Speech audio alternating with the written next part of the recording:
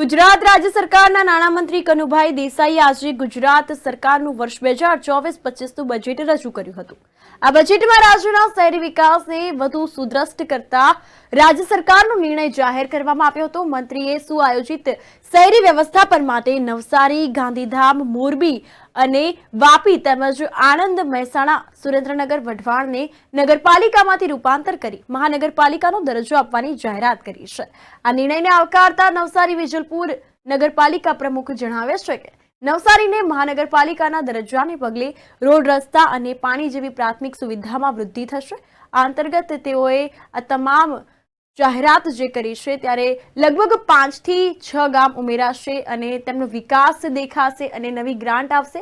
તો ગ્રાન્ટમાંથી આપણે બધાનો વિકાસ કરીશું, જેવા કે રોડ, રસ્તા, પાણી દરેકનો વિકાસ થશે તેવું તેમણે જણાવ્યું હતું અને તેમણે ખુશી વ્યક્ત કરી હતી।